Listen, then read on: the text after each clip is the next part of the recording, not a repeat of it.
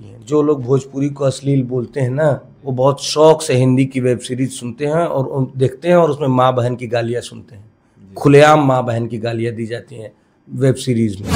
राजनीति में आने के बाद क्या आप गायकी छोड़ देंगे या आपकी गायकी सुनने को हमेशा मिलते रहे? जब तक से देखिए भैया, जब तक से नींव को मजबूत नहीं करेंगे तब तक से मकान अच्छा नहीं बनेगा। भोजपुरी गानों में आज के दिनों में अश्लीलता बढ़ गई है। अगर आप पावर में आते हैं तो उसके लिए क्या किया? ऐसा तो नहीं ना कि आप पावर के लिए आए हों। बहुत सारे लोग ऐसे होते हैं जिनके पास सब कुछ होते हुए भी वो राजनीति में आते हैं बस पावर के लिए। जी नमस्कार, मैं हूं अभय कुमार, आप देख रहे हैं रोहतास टाइम्स।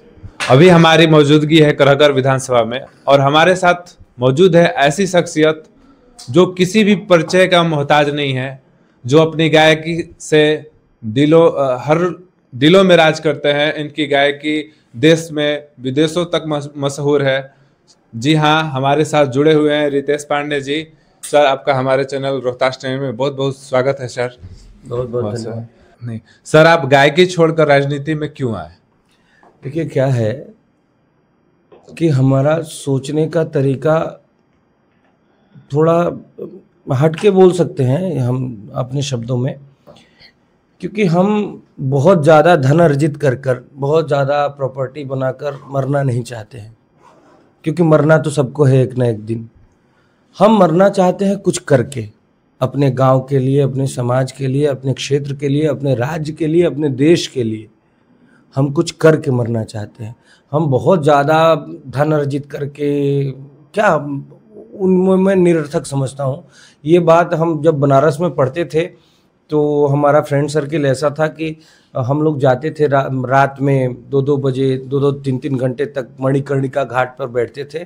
जो चारों तरफ दाह संस्कार लाशें जलती रहती थी, तो वहीं से ये बात अंदर आया है कि भाई एक ना एक दिन तो जाना है तो कुछ करके जाना है। बहुत ज़्यादा कोई खरबों रुपया कमा ले, कोई 1 रुपया लेके तो जाता नहीं है।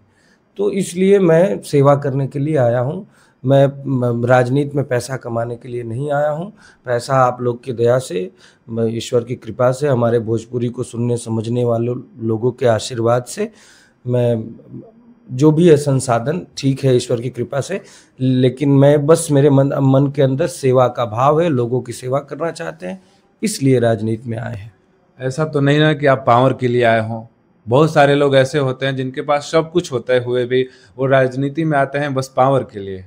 देखिए, प्यार से बड़ा पावर क्या होता है? प्यार से बड़ा, लोग प्यार करते हैं इतना, उससे बड़ा मुझे प्यार से बड़ा पावर कोई नहीं लगता। किसी आपको अगर बंदूक तान के कोनो काम करवाया जाए वो अच्छे से आप करेंगे, कि प्यार से कोई काम कराया जाए वो अच्छे से करेंगे? तो मुझे नहीं लगता है कि बंदूक से ज़्यादा ताकत होती है प्यार में, मेरा ये मानना है। राजनीति में आने के बाद क्या आप गायकी छोड़ देंगे या आपकी गायकी सुनने को हमेशा मिलते रहेगा? गायकी वो तो माँ सरस्वती की कृपा है, वो छूटने का क्या। हम तो जहाँ जाते हैं प्रचार में, अभी हम परसतुआ गए थे तो वहाँ एक गाना गा के आए, तो ये तो छूटने वाला क्या सवाल है। अगर लगातार जैसे आप गाने पे मेहनत करते रहेंगे तो आप अच्छे से अपने क्षेत्र को नहीं देख पाएंगे, इसलिए हम गाना, अपने गीत अपने क्षेत्रवासियों को सुनाएंगे, अपनी जनता को सुनाएंगे, इसमें क्या है। क्षेत्रवासियों को सुनाएंगे या फिर और क्षेत्र में जो समस्या है वो भी हल करेंगे साथ में। गाना गा के मतलब उनका मनोरंजन तो होता ही रहेगा। मान लीजिए मनोरंजन तो दूसरी बात है, वो मैंने मजाक में कहा। हम पहले ही आपसे बोले कि हम सेवा करने आए हैं, बिहार को इस दुर्दशा से निकालने, दुर्गति से निकालने के लिए आए हैं हम लोग। जिस प्रकार से वर्षों से यह शिक्षा चली आ रही है, ये गरीबी चली आ रही है, यह समानता चली आ रही है, ये पलायन चलता आ रहा है, इन सभी चीज़ों से निजात दिलाने के लिए प्रयास कर रहे हैं हम लोग। और हम लोगों को और जनसुराज पार्टी को ये पूरा भरोसा है कि एक ना एक दिन हम अपने मकसद में कामयाब होंगे। हम लोग बिहार को इस दुर्दशा से निकाल कर रहेंगे। जब आप राजनीति में आ ही गए हैं तो आपको नेताओं द्वारा, लोगों द्वारा ट्रोलिंग किया जाएगा, उससे आप कैसे संभालेंगे? क्या संभालना है? लोगों का ये तो विरोध तो हमेशा हो रहा है। विरोध तो किसका नहीं रहा है? जब देखिए, भारत में जब सबसे पहले कंप्यूटर आया था उसका भी बहुत विरोध हुआ था, जो कि आज देखिए बिना कंप्यूटर के कोई कार्य नहीं होने वाला है। लेकिन जब भारत में कंप्यूटर आया था तो बहुत विरोध हुआ था। तो विरोध तो हर युग में, अब भाई भगवान राम थे तो रावण नहीं था। हर युग में गांधी जी का भी विरोध था, तो सबका विरोध है। वैसे ही आज आदरणीय प्रशांत जी का भी विरोध कर रहे हैं लोग। भाई एक पक्ष विपक्ष तो होता ही है, यही तो लोकतंत्र की खूबसूरती है, इसमें क्या है। जैसे कि भोजपुरी गानों में आज के दिनों में अश्लीलता बढ़ गई है। अगर आप पावर में आते हैं तो उसके लिए क्या कीजिएगा? आप अभी अच्छे गाने भोजपुरी के नहीं सुनते हैं? आप सुनते हैं, लेकिन बहुत सारे ऐसे सिंगर्स आए हैं जो अश्लीलता फैलाते हैं, हमारे समाज में फैला रहे हैं। बात ये है कि उन गानों की अपेक्षा जो अच्छे गाने हैं, साफ सुथरे गाने हैं, वो बहुत ज़्यादा मात्रा में आते हैं। लेकिन विडंबना यही है कि वो आपके कान तक पहुंचते नहीं हैं। आपके कान तक वही गाने पहुंचते हैं और आप सुनते भी वही हैं। इसलिए एक अवधारणा बन चुकी है कि भाई ये भोजपुरी में ऐसे ही गाने आते हैं। बिल्कुल नहीं। भोजपुरी की फिल्में, भोजपुरी के गाने बहुत साफ सुथरे, बहुत अच्छे अच्छे गाने आते हैं।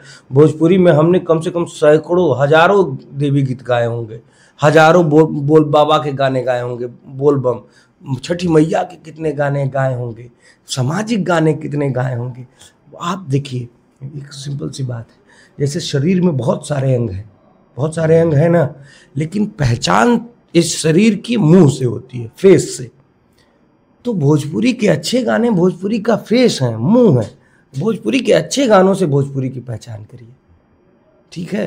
तो क्या इस पे आप एक बोर्ड बनाइएगा, जैसे कि हिंदी फिल्मों में होता है सर्टिफिकेट, हर गाने को, चाहे हो गया फिल्मों को सर्टिफिकेट। सारी उंगलियां बराबर नहीं होती हैं। जो लोग भोजपुरी को अश्लील बोलते हैं ना, वो बहुत शौक से हिंदी की वेब सीरीज सुनते हैं और देखते हैं, और उसमें माँ बहन की गालियां सुनते हैं। खुलेआम माँ बहन की गालियां दी जाती हैं वेब सीरीज में। तो ये निरर्थक बातें हैं। अब बनना चाहिए, अगर ऐसा है तो भाई वो तो सेंट्रल के हाथ में है, केंद्र सरकार बनाती है सेंसर बोर्ड। सर, आपसे एक लास्ट क्वेश्चन पूछते हैं। अगर आप पावर में आते हैं तो सबसे पहला जो बदलाव है बिहार में वो क्या देखना? सबसे पहले हम लोग शिक्षा की व्यवस्था सुधारेंगे।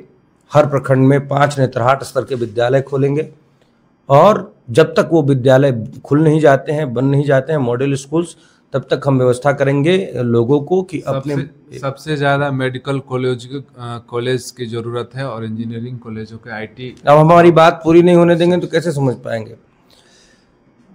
जब तक वो स्कूल्स बन नहीं जाते हैं तब तक हम ऐसी व्यवस्था करेंगे कि लोग अपने बच्चों को प्राइवेट अंग्रेजी स्कूल में भेजिए, उसका खर्चा सरकार देगी। जब तक से, देखिए भैया, जब तक से नींव को मजबूत नहीं करेंगे तब तक से मकान अच्छा नहीं बनेगा। तो हम लोग नींव को मजबूत करेंगे पहले शिक्षा में। बच्चों का जो शिक्षा, जो आज इतनी दुर्व्यवस्था है, बच्चे जाते हैं खिचड़ी खा के चले जाते हैं। जहाँ बिल्डिंग अच्छा है वहाँ मास्टर नहीं है, जहाँ मास्टर है वहाँ बिल्डिंग अच्छा नहीं है, जहाँ दोनों तीनों है पढ़ाई नहीं। इतनी दुर्व्यवस्था है, किसी से छुपा नहीं है कि बिहार के सरकारी स्कूलों में कैसी शिक्षा दी जाती है। हम लोग सबसे पहले उसको सुधारेंगे, हमारा मुख्य उद्देश्य है। उसके बाद पलायन को रोकेंगे। जो भी हमारे युवा बिहार से रोजी रोजगार के लिए पलायित होते हैं, उनकी व्यवस्था बिहार में ही की जाएगी।